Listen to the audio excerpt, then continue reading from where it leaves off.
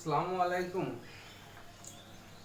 আজ দশম শ্রেণীর ছাত্রছাত্রীদের জন্য আবার ভিডিওর ক্লাসে উপস্থিত হয়েছি। আজ তোমাদের ইংরেজি ন্যারেশন চেঞ্জ সংক্রান্ত কিছু গ্রামাটিক্যাল কোয়েশ্চেন নিয়ে আলোচনা করব। মানে এই ন্যারেশন চেঞ্জ সংক্রান্ত কোয়েশ্চেন তোমাদের পরীক্ষায় আসে, তো এই ধরনের কিছু কোয়েশ্চেন আলোচনা করবো আজকের ভিডিওতে। ভিডিওটা তোমরা প্রথম থেকে মনোযোগ দিয়ে দেখবে এবং নিয়মগুলি বোঝার চেষ্টা করবে। ন্যারেশন চেঞ্জ তো আমরা এর আগে আলোচনা করেছি। মানে ডাইরেক্ট থেকে ইনডাইরেক্ট অথবা ইনডাইরেক্ট থেকে ডাইরেক্ট স্পিচে চেঞ্জ করতে হয়। এখানে 5 রকম সেন্টেন্সেরই ন্যারেশন চেঞ্জ হয় তোমার: assertive sentence, interrogative sentence, imperative sentence, optative sentence এবং এক্সক্লেমেটরি সেন্টেন্স। এই 5 রকম সেন্টেন্সেরই ন্যারেশন চেঞ্জ কিভাবে করতে হয় ডাইরেক্ট থেকে ইনডাইরেক্ট আজকে আমি শেখাবো তোমাদের। এখানে বোর্ডে দেখো কতগুলো বাক্য লেখা আছে। 1 নম্বর বাক্যটা দেখো যে Ramu came last night, Tony shed. এই বাক্যটা লক্ষ্য করো। এই বাক্যের দুটো পার্ট, একটা ইনভার্টেড কমা, ভিতরে অংশ একটা কোটেশন মার্ক, আর তারপরের অংশ দেখো টনি সেড। তো এইটাকে আমরা ডাইরেক্ট স্পিচ বলি। ডাইরেক্ট স্পিচের যেটা ইনভার্টেড কমার ভিতরে থাকে সেটাকে আমরা বলি রিপোর্টেড স্পিচ। আর রিপোর্টেড স্পিচ এবং ইনভার্টেড কমার পরের অংশ যেটা সেটাকে আমরা বলি রিপোর্টিং স্পিচ। তো এখানে রিপোর্টিং স্পিচ অনেক সময় প্রথমেও থাকে আবার মানে শেষেও থাকে। যেমন এই বাক্যটা দেখো 1 নম্বর, যে টনি মানে সেড, এটা পরে আছে, এটা রিপোর্টিং স্পিচ। এটা মানে অ্যাসার্টিভ সেন্টেন্স।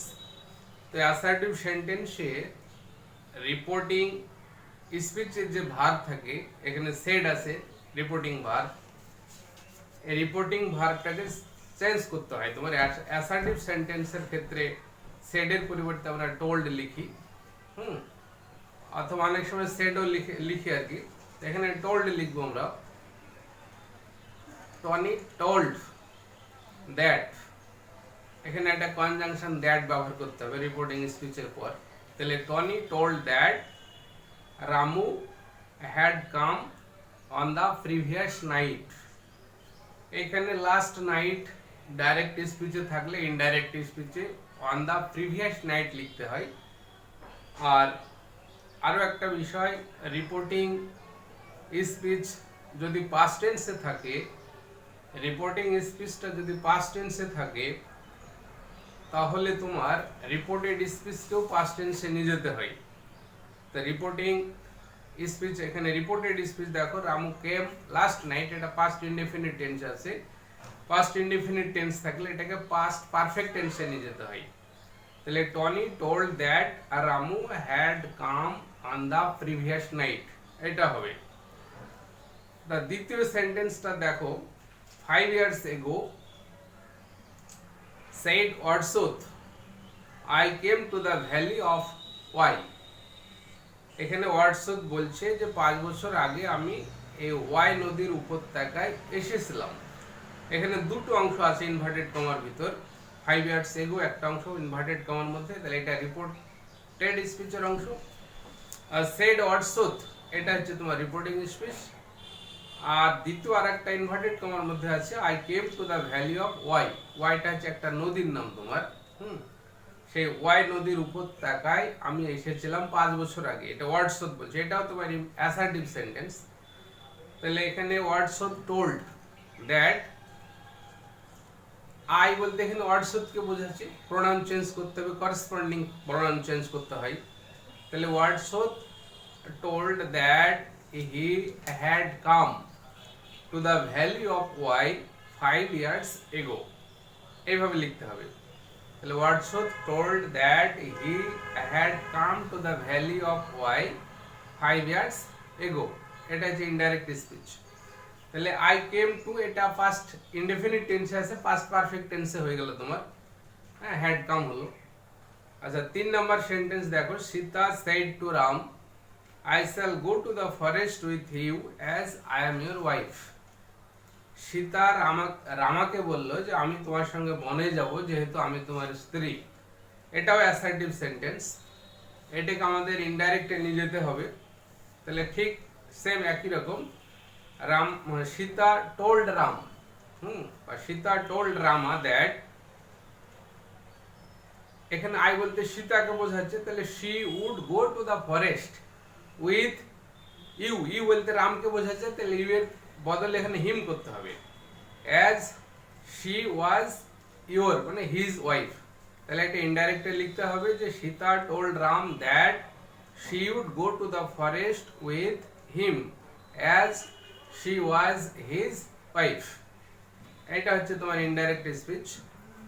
আচ্ছা 4 নম্বরটা দেখো, Vivekananda said to Ramakrishna, have you seen God with your own eyes. এটা ইন্টারোগেটিভ সেন্টেন্স আছে, দেখো যে বিবেকানন্দ রামকৃষ্ণকে বলল যে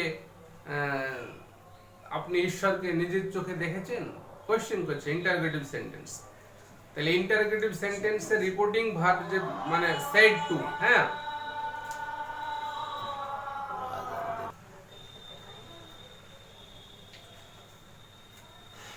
তাহলে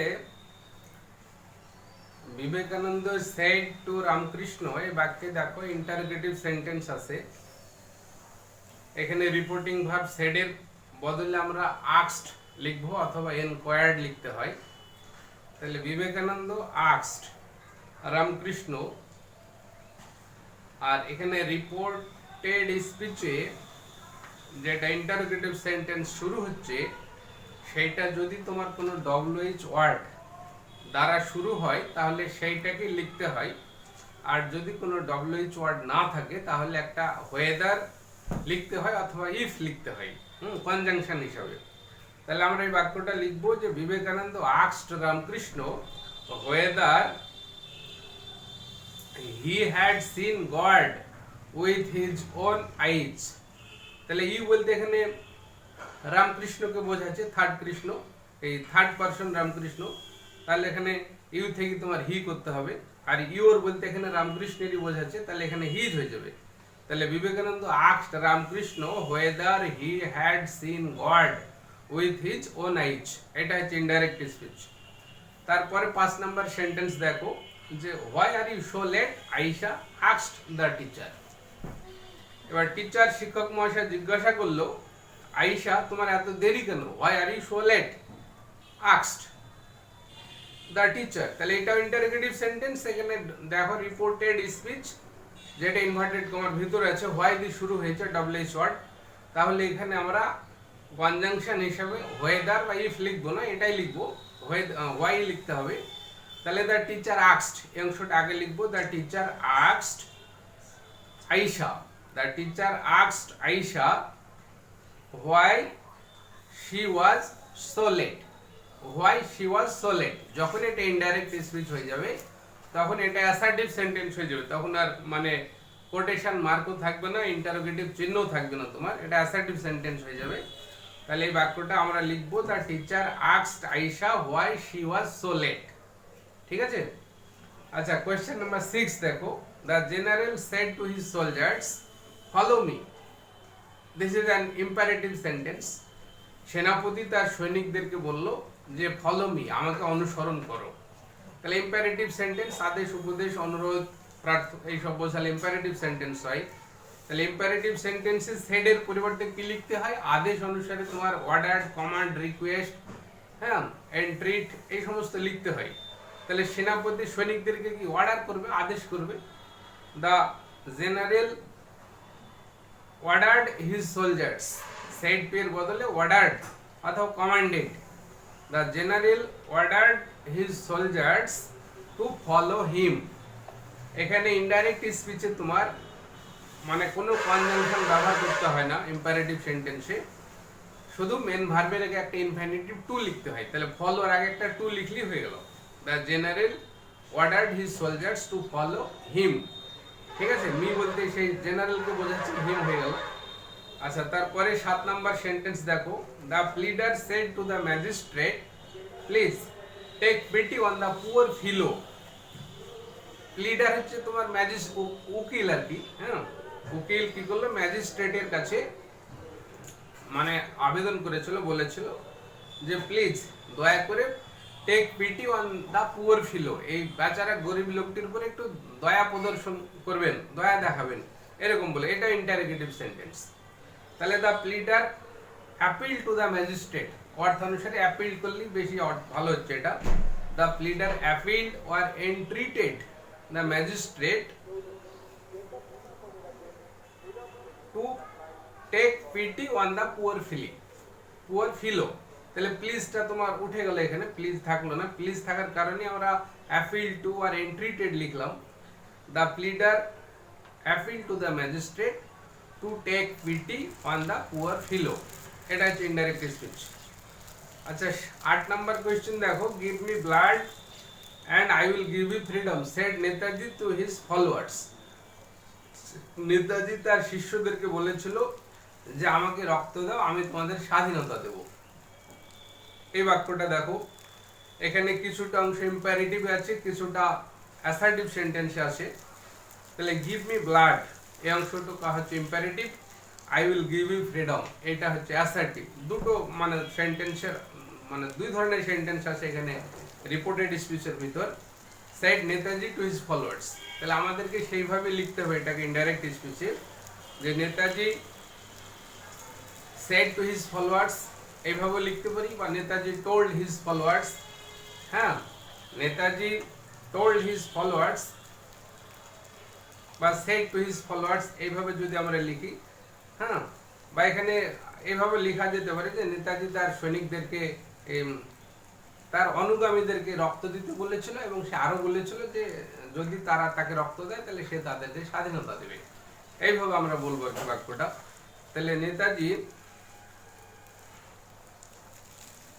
said to his followers to give him blood. Netaji said to his followers to give him blood, and he also told or and he also added, এভাবে লিখতে পারি। হ্যাঁ, তাহলে প্রথম অংশটা আমরা লিখলাম Netaji said to his followers to give him blood, এটা ইম্পারেটিভ অংশটুকু হয়ে গেল, টু গিভ হিম ব্লাড। ঠিক আছে, তারপরে ওর সঙ্গে আবার অ্যাড করে দিচ্ছি যে Netaji said to his followers to give him blood, and he also told that if they would give him blood he would give them freedom, এভাবে লিখতে হবে। ঠিক আছে, দুটো অংশকে আমরা একসঙ্গে যুক্ত করে দিয়েছি অ্যান্ড দ্বারা। ঠিক আছে, Netaji said to his followers to give him blood, and he also told that if they would give him blood he would give them freedom, এইভাবে লিখতে হবে আমাদের। তারপরের অংশ দেখো, যে Ramu said to his friends let us have a picnic, Ramu তার বন্ধুদের বলেছিল যে let us have a picnic, বলছে চল আমরা একটা পিকনিক করি। হ্যাঁ, তাহলে একটা ইম্পারেটিভ সেন্টেন্স দেখো, ইম্পারেটিভ সেন্টেন্স এখানে লেট দ্বারা শুরু হয়েছে। ইম্পারেটিভ সেন্টেন্স যদি লেট দ্বারা শুরু হয় এবং সেখানে যদি কোনো প্রপোজাল বা সাজেশন মানে করা বোঝায়, প্রপোজাল বা সাজেশন করা যদি বোঝায় এবং লেট দ্বারা শুরু হয়, তাহলে সেই ক্ষেত্রে তোমার রিপোর্টিং ভার্ব সেড এর পরিবর্তে প্রপোজড অর সাজেস্টেড লিখতে হয়, প্রপোজড অর সাজেস্টেড, এবং তারপরে একটা কনজাংশন দ্যাট লিখতে হয়, এবং লেটের পরিবর্তে শুড লিখতে হয়। তাহলে এই বাক্যটা এখানে একটা প্রস্তাব বোঝাচ্ছে, একটা প্রপোজাল বোঝাচ্ছে, যে Ramu shed to his friends let us have a picnic. হ্যাঁ, এখানে প্রপোজাল করা বোঝাচ্ছে, এখানে সাজেশন দেওয়া বোঝাচ্ছে। তাহলে এখানে Ramu proposed his friends that they should have a picnic. তাহলে আস বলতে এখানে তার বন্ধুদেরকে বোঝাচ্ছে, তাহলে দে হয়ে গেল, আর লেটের বদলে শুড লিখতে হলো। তাহলে Ramu proposed or suggested, proposed or suggested যে কোনো একটা লিখতে হবে। Ramu proposed his friends that they should have a picnic. ঠিক আছে, তারপরে নেক্সট সেন্টেন্স 8 বাক্য দেখো, দুটো হয়ে গেছে, একই 8 নাম্বার দুটো হয়ে গেছে। আচ্ছা 9 নাম্বারটা দেখো, এখানে বিনা সেড টু হার ফ্রেন্ডস, বিনা তার বন্ধুদের বলল যে লেট আস ফরসেক দ্য প্ল্যান, এসো আমরা ওই পরিকল্পনাটা ত্যাগ করি। তাহলে এখানে একটা প্রস্তাব করা বোঝাচ্ছে বা সাজেশন দেওয়া বোঝাচ্ছে। তাহলে এটাও আগের মতোই হবে, যে Bina proposed her friends that they should forsake the plan, এইভাবে হলো। আচ্ছা তারপরে দেখো 11 নাম্বার সেন্টেন্স, এই 10 নাম্বার সেন্টেন্স 10 নাম্বার বাক্য দেখো, হি সেড, সে বলেছিল যে let your conscience guide you. He said let your conscience guide you. এখানে ইম্পারেটিভ সেন্টেন্স লেট দ্বারা শুরু হয়েছে। এটার অর্থ কি? Let your conscience guide you, বলছে তোমাদের বিবেক দ্বারা পরিচালিত হও। বিবেক দ্বারা পরিচালিত হও, কনসায়েন্স মানে বিবেক। তাহলে let your conscience guide you, তোমাদের কনসায়েন্স তোমাদেরকে পরিচালনা করুক। এখানে কিন্তু কোনো সাজেশন বা কোনো প্রপোজাল বোঝাচ্ছে না তোমার। তাহলে ইম্পারেটিভ সেন্টেন্স যদি লেট দ্বারা শুরু হয় এবং কোনো সাজেশন বা প্রপোজাল করা না বোঝায়, তবে সেই ক্ষেত্রে তোমার লেটের বদলে তোমার ওই আগে যখন শুড লিখলাম ওরকম শুড লিখতে হবে না। হ্যাঁ, এখানে একটা মানে এখানে তোমার দ্যাট লিখবো আমরা, এবং যে রিপোর্টিং ভার্ব সেড, সেডের পরিবর্তে উইশড লিখতে হবে। উইশড অর ডিজায়ার্ড, হ্যাঁ উইশড ডিজায়ার্ড লিখতে হবে। তাহলে এখানে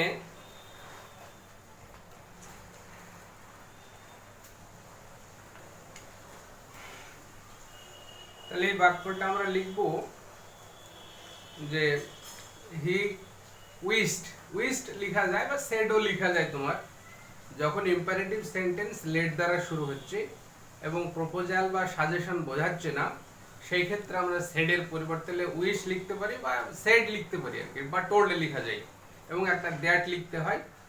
আর দেখো কিভাবে হচ্ছে, তাহলে হি উইশড অথবা হি টোল্ড দ্যাট আওয়ার, এখানে ইওর কনসায়েন্স আছে, এখানে সেকেন্ড পারসন থেকে থার্ড পারসন নিয়ে যেতে হবে, যে দেয়ার কনসায়েন্স গাইডেড ইউ। ঠিক আছে, your conscience might be allowed to guide you, এরকম লিখতে হবে। লেটের পরিবর্তে মাইট বি অ্যালাউড লিখতে হবে, তাহলে সবচেয়ে বেশি অ্যাপ্রোপ্রিয়েট হবে। তাহলে এখানে আমরা এই বাক্যটা এইভাবে লিখবো ইনডাইরেক্ট স্পিচে, যে হি টোল্ড লিখতে পারি বা হি সেড লিখতে পারি বা হি উইশড লেখা যায়। He wished that their conscience might be allowed to guide them, এরকম লেখা যায়। ঠিক আছে, তারপরেরটা দেখো, আই সেড, আমি বলেছিলাম, লেট হিম ডু ইট, এটা তাকে করতে দেওয়া হোক। লেট হিম ডু ইট, এটা তাকে করতে দেওয়া হোক। এখানেও ঠিক আগের মতোই, এখানেও তোমার মানে সাজেশন বা প্রপোজাল বোঝাচ্ছে না।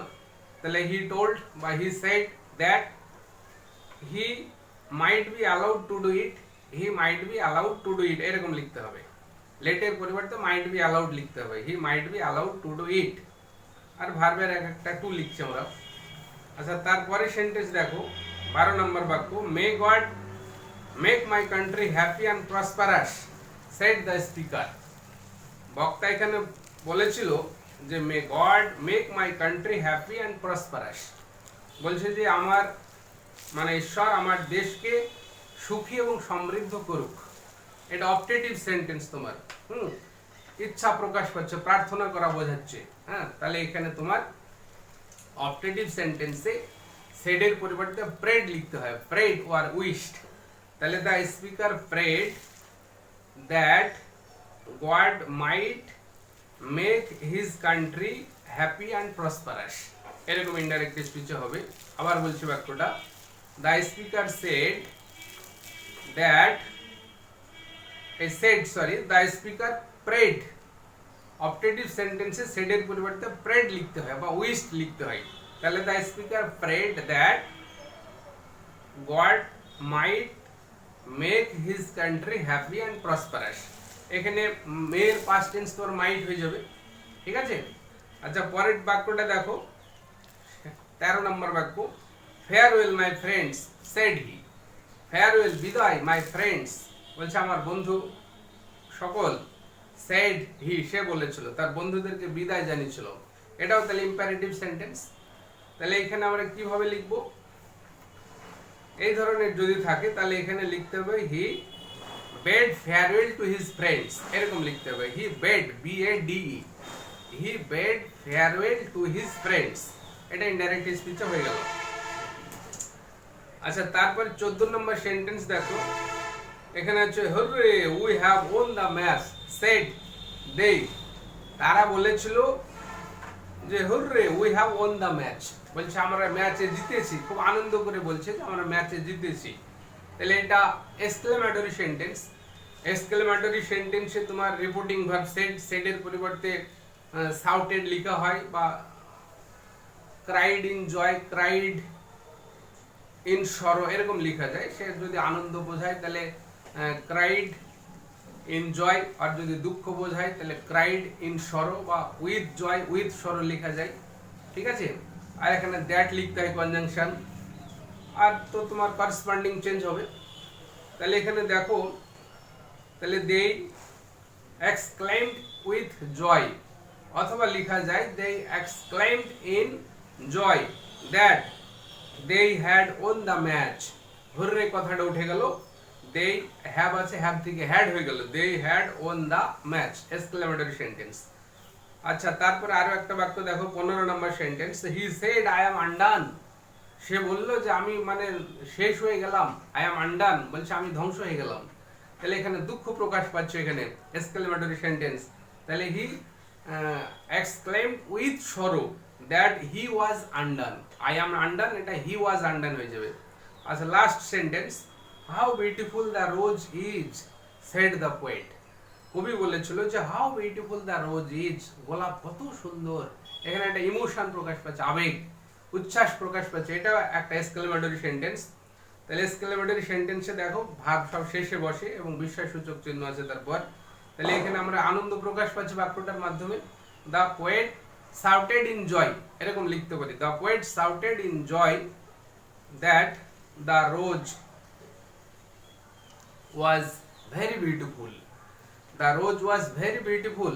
তাহলে এখানে যে হাউ, একটা মানে হাউ যদি থাকে তোমার, এই ধরনের শব্দকে ইনডাইরেক্ট স্পিচে ওই হাউ এর বদলে বা হোয়াট যদি থাকে, হ্যাঁ, what a beautiful, how beautiful এরকম যদি থাকে হোয়াট হাউ, তাহলে সেই শব্দগুলোর পরিবর্তে তোমাকে গ্রেট, গ্রেটলি, ভেরি মাচ এই কথা লিখতে হয়। তাহলে the poet shouted in joy that the rose was very beautiful. ঠিক আছে, এইভাবে আমরা ডাইরেক্ট থেকে ইনডাইরেক্ট স্পিচে মানে বাক্য পরিবর্তন করব।